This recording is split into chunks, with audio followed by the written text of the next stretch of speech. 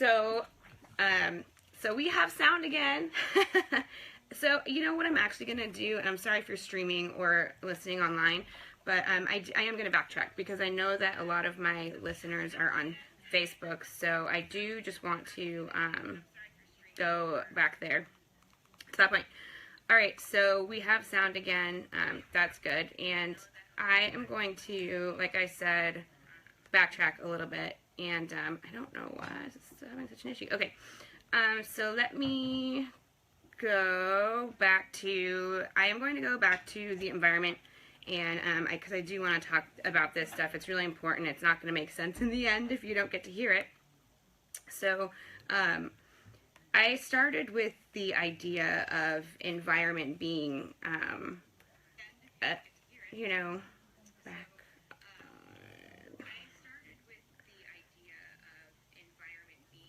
Okay, so here we are.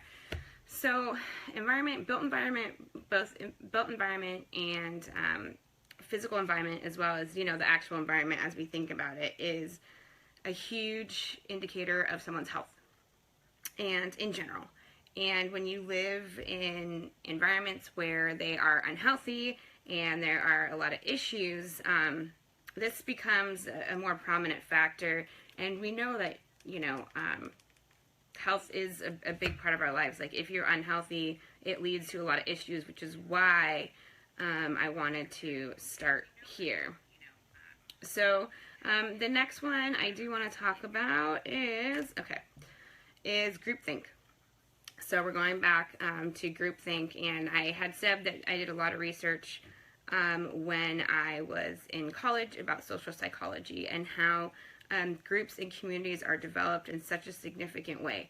And so through this process, and I'm going to speed it up a little bit because I'm going to run out of time. And so it's exactly what you think about groupthink, is that there's initiation into groups, protection, and being part of a community, which all humans really strive to do. They want to be a part of a community.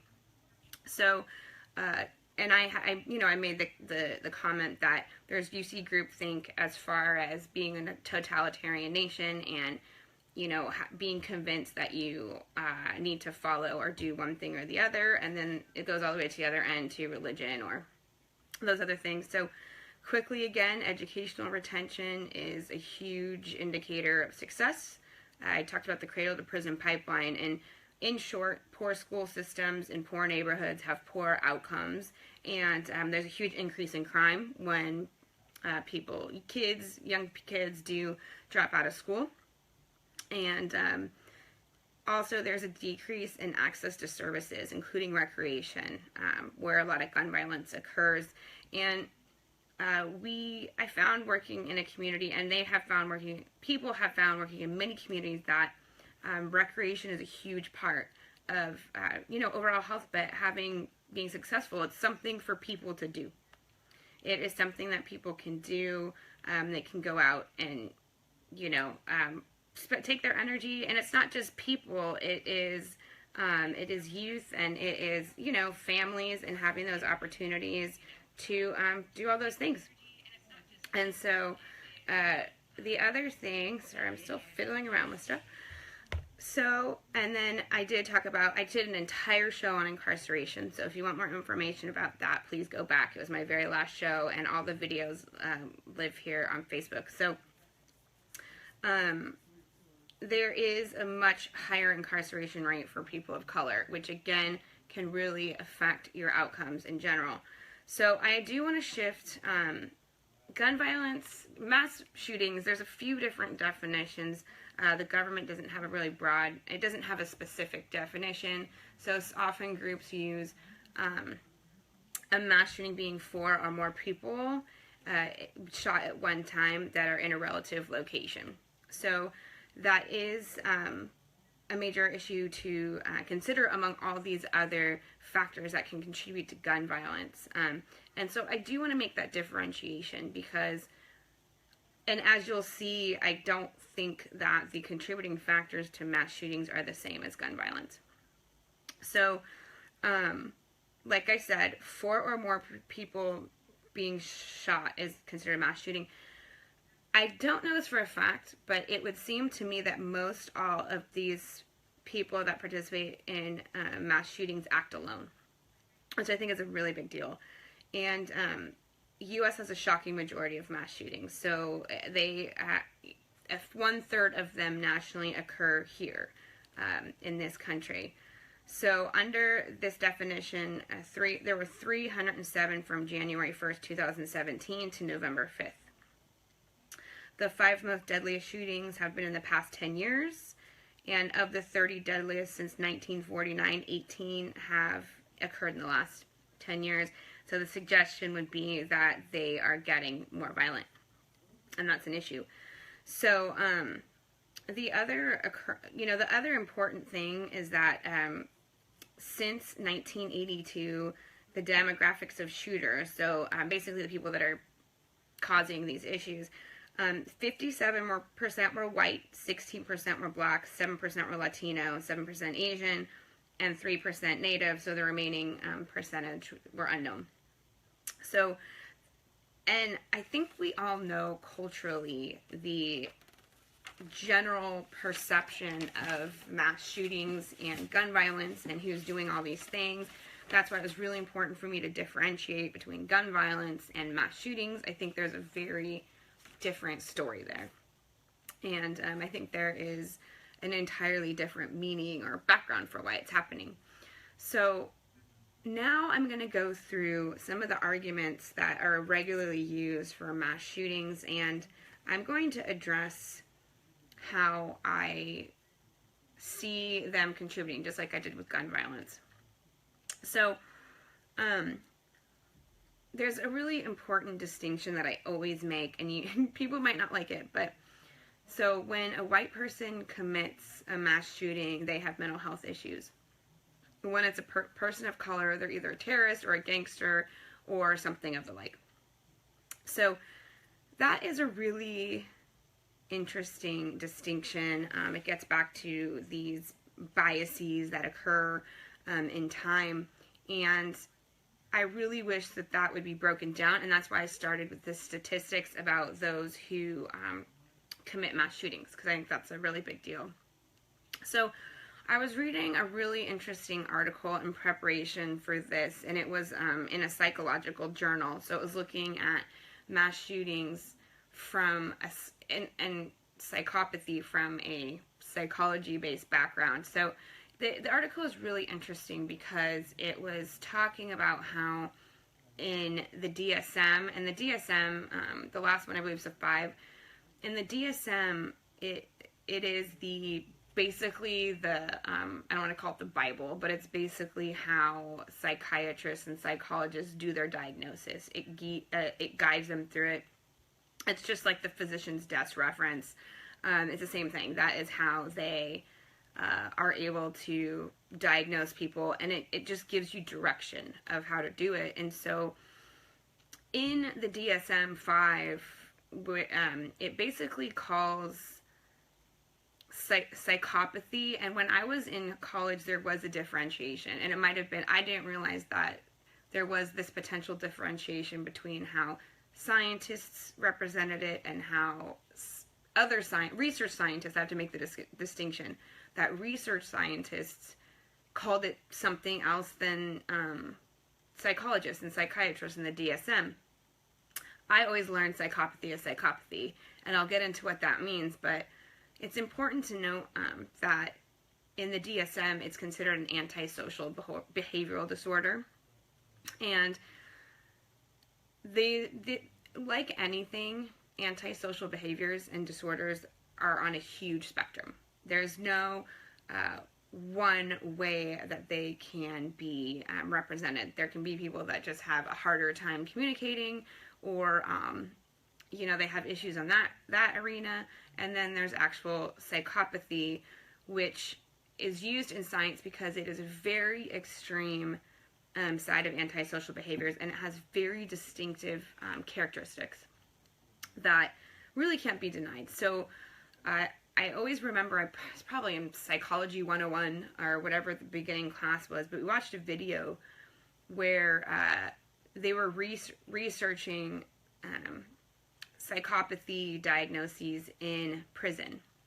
And the statistics show us that many of these people with this diagnosis are in prison, and I'm going to tell you why. Because some of the specific characteristics and what the research shows is that people with this diagnosis do not have a normal reaction to violence, very, I want to say like gross things. But the biggest thing is in a lot of research they show really, awful things of involving humans. So, to get specific, they can show images of war, of shootings, of the aftermath, of bloodbaths, and all that kind of stuff. And they actually don't have the same neurological response as a person that does not have this disease. So given that definition, or, that explanation, it would make sense why scientists want to make this differentiation, because this is a specific thing with a specific set of characteristics, and it's very extreme.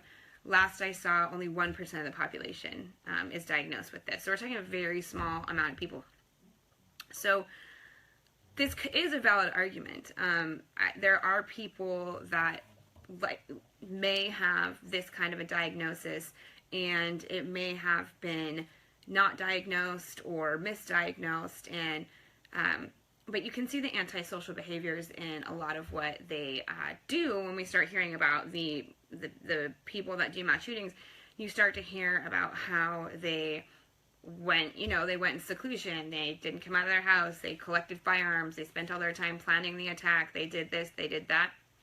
So it starts to make sense, and I do think that there is room to wonder or theorize that they aren't diagnosed because they're tricky and they are antisocial. And in order to get a diagnosis, you'd have to go into the doctor, and there's no saying that. And that's why, again, bring it back, we need to differentiate between antisocial behaviors and psychopathy. Those are two totally different things. But again, it's really hard to diagnose, and it's so rare that it seems that, and again, since a lot of the research has been done in prisons, so people are already incarcerated, they've already committed the crime. So, I think that's a big issue, and this is also where the issue becomes that there needs to be an increased access to mental health services. That can be really tricky in this situation, because this is one of those disorders that in theory it could really go unnoticed. But that being said, if parents understood the symptoms, and there's different onsets. I don't remember the average onset for this one offhand, but if parents could recognize the signs early enough that their child or teenager could be diagnosed, and no one wants this, right? No one wants to have to admit that their kid is not responding properly to grotesque things, and they're not playing nice with animals and stuff like that. But if that's occurring, there may be signs and other things you can look in to see how they respond. Like when you see violence, especially at a young age, you should have a response. But the other side of it in the mental health argument is that you can be conditioned to not recognize it as much. However, I would argue, and this kind of goes into my next topic, is that your neurological response is the same even if you aren't physically responding to the situation. So the next topic I want to talk about after mental health, and I don't want to make it seem like the mental health argument is too short. I'm not claiming that people that do mass shootings are all suffer from psychopathy, but I did want to bring it up because if people are going to make that mental health argument, first off, it needs to be across the board, not based on the color of your skin, and it needs to be addressed just like any other mental health issue. And not only is it access to services, I think it's access to information so people can start identifying these things at home. And it's not to say that everyone's going to be able to do that. But perhaps it's teachers, perhaps it's other leadership, and just starting that conversation. If we didn't have all the stigma, then people would access information to better look into these issues. But we have the stigma, so there's no access to information, and it's very difficult people aren't getting the diagnosis from someone saying, hey, maybe there's an issue here. So the next one is the video game argument. And this has been researched for a long time. And quite frankly, and honestly, the research has kind of gone back and forth. But I think it's also, of course, there's always an outlier in how you're researching things in order to understand where you stand on it. So the video game argument is interesting because most recently, and trust me, I did not want to believe this. I wanted to be one of those people that believe that the violence in video games was causing violent people, and it was the easy answer to why shootings were increasing and all that kind of stuff. Just that's not what the research shows. The research shows most recently, actually, that, and it's all correlation. So yes, there is different research that may suggest different things. It depends on what they're looking at, but most recently they've shown that it not only doesn't make people violent, it actually can be a good outlet versus other forms of physical violence. And I do still think that you need to be cognizant of what kind of games your kids are playing at different ages, but at a very young age, children can differentiate between reality and fiction as long as they aren't told otherwise in a very significant way. They can identify, if told, that a video game is fiction. Again, video games are getting more realistic. They are, I wouldn't let my 4-year-old play a video game about war. But I think that overall, making that distinction when a kid growing up, and again, I'm kind of just saying this in theory, but in theory, if you made that distinction, they would know what the difference between fiction and real life is. And that's a really important distinction. And I think, with video games, and again, it is a valid argument. All of these are valid arguments. That's why I'm bringing them up. I think that violence in media and TV actually plays a larger part in this conversation because it's all the time, every day. So when you come home from work and you're a parent and you switch on the TV to watch the news, and it's, all the violence that's going on in the world, locally in the world, and you don't even think about it because your kid's sitting there doing their homework and they have to hear it in the background. What does that look like? And I always bring it back to the fires here because, oh my God, talk about just repeating the same footage over and over and over and over again. That is how you create fear in people. And that is how a lot of these issues occur. It's why, people are very separated. It's why, in my opinion, it's why we have gun violence. I don't want to say mass shootings because, again, I think that's a way more complex issue with a lot of deep-rooted causes that are different than gun violence. It's not to say that some of them don't overlap, but I also do think they're very different. So, but this polarization of the nation would suggest that this is why we're having an increase in these violent crimes. And again, back to the violence in media and TV, we kind of glorify what this looks like. And I think it is hard for kids when they see real humans, whether it's in a movie or if it's on TV, when they see real humans running out, the footage from the high school shooting over and over and over again. You had to watch the footage of all the kids running away from, out of the school from the shooter. And I think I was sitting eating lunch for an hour and a half the other day, and I think I saw it 4 or 5 times. So, and I'm an adult, so I can not only look away, but I can just be like, okay, I'm not into this. But, that's the issue, is that that's why I think the video game argument is a little funny, because you don't want your kids playing video games, but like I said, they can come home and you're watching whatever news station you're watching, and you're having to watch the footage over and over and over and over again. That's traumatizing. It provides conditioning so that they do become desensitized to these types of issues, and all the research there that shows that. So just something for consideration.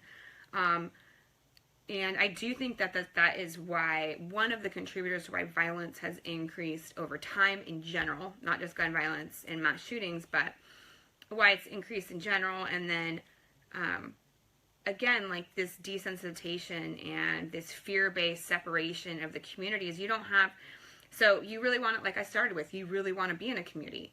But if then this community betrays you and there's some sort of violence and you're separated by fear, then all of a sudden you have all these little groups. And again, that could be like a gang mentality, is you have all these little groups and they feel like they need to protect themselves.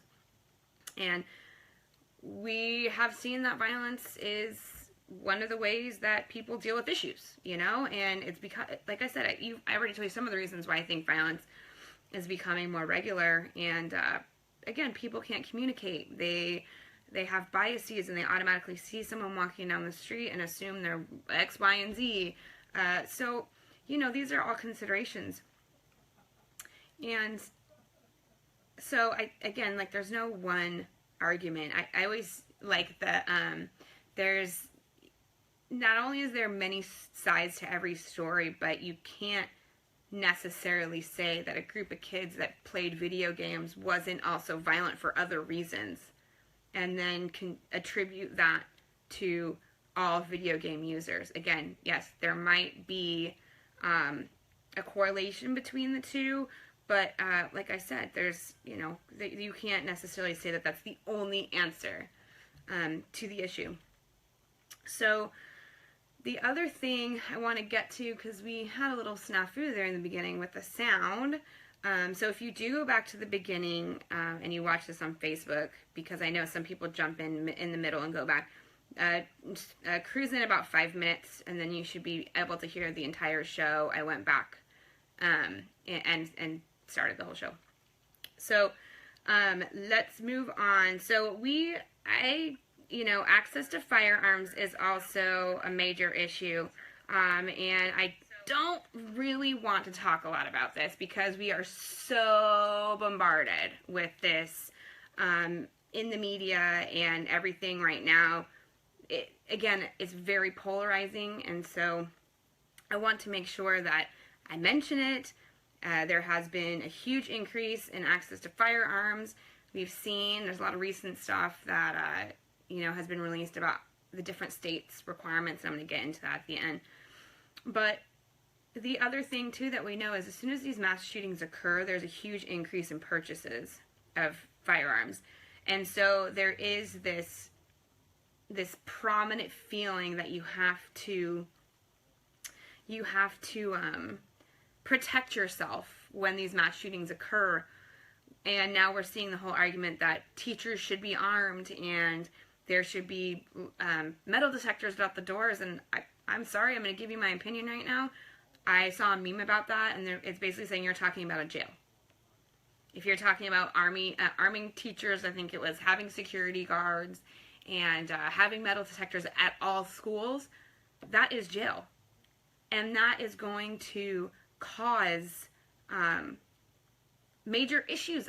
Getting back to the environment and the fear-based living, you know, if I had to go to, and there's a lot of information about how in communities where these things actually are there, about how, you know, the effect it has on kids long term, and I've heard so many stories about this that you do at some point get used to it, but there's a huge trauma response, and a lot of these people already have a trauma response to things that's happened in their life before.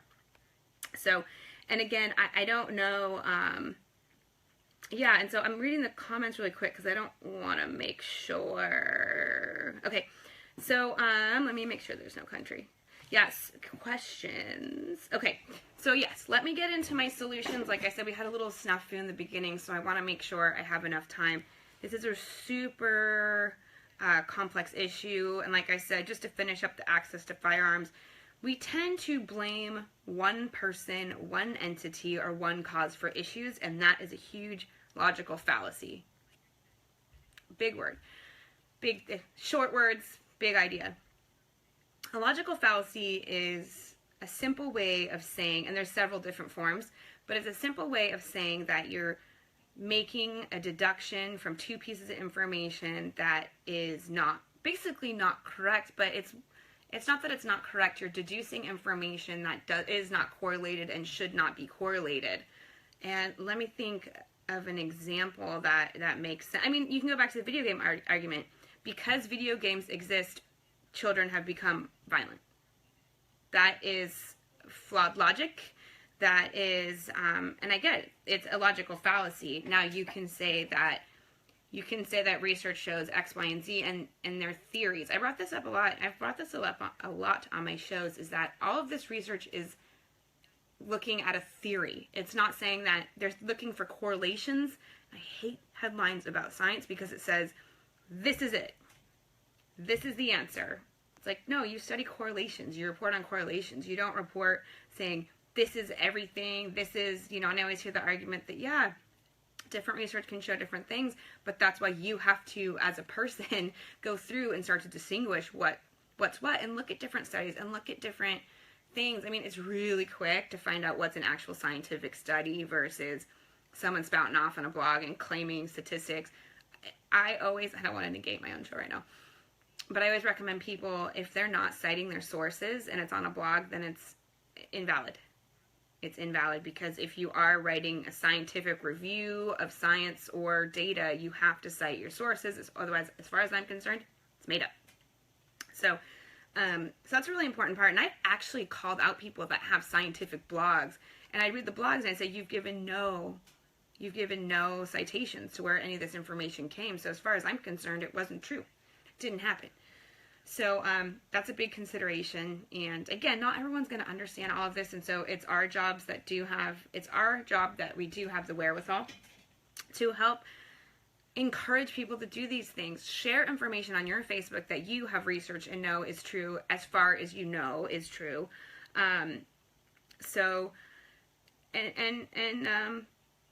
These are all, like I said, these are all really valid points, and that's why I'm bringing them all up. And no one thing causes any other thing. There's always a million other things that, unless we're like talking about a chemical reaction, but then there's still certain environments that the chemicals have to be in to interact properly. So it's not just pouring two things together and it's necessarily going to work.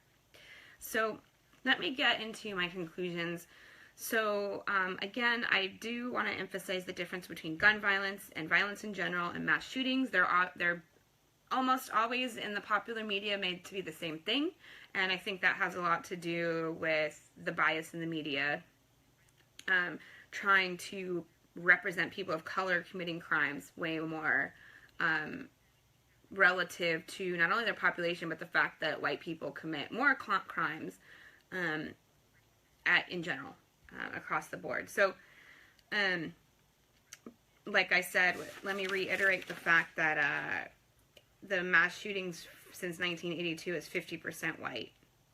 And in our minds, I feel like we have this bias that they're all people of color, that they're black people, that because of how they're represented in the media. And it's not a simple fix, but at the same time, like, it would take generations to fix that. But why do that? Like, why are we doing that anymore? It's not, why can't we give information, or at least say, like, I think that the station and the show should be held accountable when they are presenting information that is inaccurate and is creating a bias. I think that would be an easy solution to fix media. Are we going to do it? Probably not, because they're huge businesses, and huge businesses in this country have a lot of clout. But we're not going to talk about dismantling our entire government on this one. I talked about dismantling our judicial system on the last show. So I come back to, we have to have these conversations. So the people that weren't in the beginning or missed the beginning because of the sound, we have to start talking about these controversial issues. Otherwise, they will never be remedied. And so that is a huge thing. Like I said in the beginning, it's hard. It makes you squirrely. You don't want to. It makes you uncomfortable. But that means it needs to be talked about. That's a really important distinction. And a lot of this should, what I'm talking about right now, it should make you tingle a little bit and be like, oh shoot, like that's not cool. But it will help you start thinking about it differently. I hope. That's my goal. Mental health services, huge thing across the board. It's a huge issue in our entire country right now for all sorts of reasons. I think the lack of access has been pretty bad for, quite frankly, most our entire existence as a country. Even from when people were put into psych wards to now, we don't believe in preventive medicine in this country, which is really important. But going back to my show, I can't remember which show it was now, but keeping people sick makes the insurance companies a lot of money. So why would they want to keep people healthy? And the government kind of has stood behind that for a long time. Parts of the government have stood behind that for a long time. And that's my theory, is that, you know, of course, why would you want to give better access to preventative medicine when it's going to lose you money? That's immoral. It's unethical. I think that we should want a nation of people that are healthy, but they aren't. And mental health services is a cog in this wheel. And even for those of us who have insurance, you know, if you've experienced it, you know how hard it's to get services even when you have insurance, because there's just not enough professionals in this arena to be taken care of. So the other thing is addressing the current gaps in policies. I really believe in a federal intervention into gun laws, because each state is very different, and a lot of states are very lenient, and it's kind of ridiculous. Like, it's not, I mean, we have the data about how dangerous this access to guns is, and I was watching a video where I think a 15-year-old was able to get a semi-automatic weapon after he tried to buy alcohol, a lotto ticket, and cigarettes unsuccessfully, but he went to a gun show and was legally allowed to purchase a gun. That's just unnecessary. Like, why? I don't understand why that's even a question. And I think that, and I've talked a lot about this, is this pressure, they call it a preservation of state laws, or states' rights to have those laws. But in this case, this is a federal issue. This is a national issue. I don't think any one state, I think this is somewhere, I obviously believe in general the preservation of states' rights. I live in California. I appreciate a lot of what California does, which is very different than the rest of the country. However, this is one place where I think there should be an intervention by the Fed. Again, this is a national issue, just like they did. They said, you want to have the interstates and highways through your state? You have to raise the drinking age to 21. They've done it before. Same thing. You want to have us do, you know, I don't know. I'm sure they could think of some sort of a trade. Like, you know, you want to get the licenses from the Fed to, you know, the right to give licenses to these companies as a state. Well, then you have to raise the age to 21, and you have to go through the processes. However, the issue is that the federal government can't keep up with the background checks that they're supposed to be doing. And so part of the issue is that in that case, hold on, Thank you for informing me. My storage is almost full. So part of the issue is that, as well, is that the federal government can't keep up with the background. So if you're only doing a 3-day hold and it gets past that hold, a lot of those people aren't actually having a background. I think there was a shooting, and I can't remember which one it was, and they showed that if they would have gone through the proper process and had enough time, that he would not be allowed to buy that firearm. I mean, that just goes to show that we can't even federally adhere to our laws. So that needs to be addressed too. And I don't like all these state rights argument. It's almost mentioned in every single one of my shows, is this idea of states' rights, and there's certain states that really hit that home. And I bring this up kind of in closing to say that we have deeper issues than the NRA. We really do. That is an issue. Their advocacy is an issue. Their lobbying is an issue. That's a governmental issue, but a lot of these agencies have a lot of lobbying power. All these things that I talked about, lack of access to mental health services, access to firearms, and that is part of the NRA because they lobby for these things. And then back to the gun violence side of things, we have the environment, we have the groupthink mentality, we have educational retention issues, and we have, you know, poor school systems. And I live in a state where the school systems across the board are not good. And then access to services is, I think, a general kind of issue, and it's not only mental health services, it's recreational services. And I do think after, you know, looking at some programs for the last 5 years, I think recreation is a really important part of the overall well-being, because you're learning, especially for children, because you're learning how to interact with other children and learn how to do proper dispute resolution, because no matter what, kids are going to fight. They're going to, you know, they're going to have issues. Unfortunately, we have parents that don't necessarily reinforce the fact that you shouldn't be pushing kids over, but it's going to happen to some extent. I don't ever remember pushing anyone over. So good job, Mom and Dad. I'm sure I did other things, though. Oh, I did tackle someone. That's right. Okay. Anyway, sorry, Andy. I remember who it was. I was like in 2nd grade and he was making fun of me. So, and again, I want to go back to the mass shootings. The differentiation is that it's 4 or more people. The government doesn't have like a specific definition, but a vast majority, more than half, are white, and they act alone. And I will say that psychopathy is more prevalent in men than women. And just as a little factoid. And I should have done the breakdown based on gender, but I know a majority are men. And so those are also things we need to look at. And I think that a lot of the research and effort needs to be looking into why things have become more violent. Now, I've talked about that over time, and I think it's a really deep and complicated issue, but we need to start having conversations. In the end, we need to start having conversations. They need to be cross-sectoral. We need to get people in the room that wouldn't normally talk, maybe not even like each other. And you can. I've done it before, and you can get them moderated.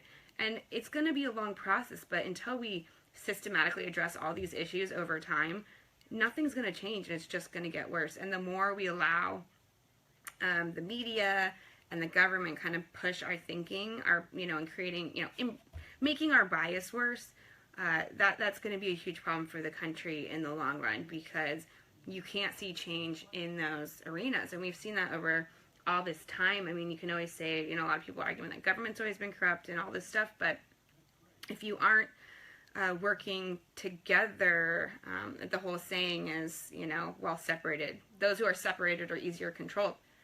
So just remind yourself of that if you have to. And it's true. Those people that, those communities that are separated, and that is what happened during the totalitarian times in, all over the world. They had very similar characteristics, but one of the first things they did is they separated the people down the middle. And that polarizing effect then created what they wanted. And then they had a certain group of people that they convinced them, like, these people are bad, you want to stay away from them, and you need to work with us to accomplish X, Y, and Z. So I think that those are really important things to consider, because if we do come together, and I feel like I'm being Miss America, what do you want to see? I want to see world peace. No, I want to see very aggressive advocacy, we've been too passive for too long, to get people together to have these conversations and just start them and watch people squirm. And if they won't talk to you about it, just be like, well, it's something I'm passionate about, and maybe you should think about it. I'm great at starting conversations that people don't want to have. It's just like one of my favorite pastimes at this point. And then, of course, you want to know what you're talking about if you're going to start the conversation. And it's, this is like a little, I'm not a psychologist, but little factoid is everything you can do to not get defensive in these situations is the best. And again, we get defensive for so many deep-rooted issues, and so that's another complex issue. But I think that that's one of the strongest things. Even if someone says something and you're like, whoa, in your head, it's just about listening. Listen, what an idea. All right, so I am going to wrap up. I'm sorry for the sound issues in the beginning. I'll make sure to make a note when I post this to kind of skip through a little bit of time so that you can, if you do watch this later, you know where to skip ahead to. And so you are listening to DG the 30-something on State of the Union on KPCA LP, Petaluma, California, 103.3 FM. If you want to reach us, you can do online at kpca.fm and at kpca@pca.tv. And if you want to mail us something, P.O. Box 2806, Petaluma 94953. Thanks, everyone.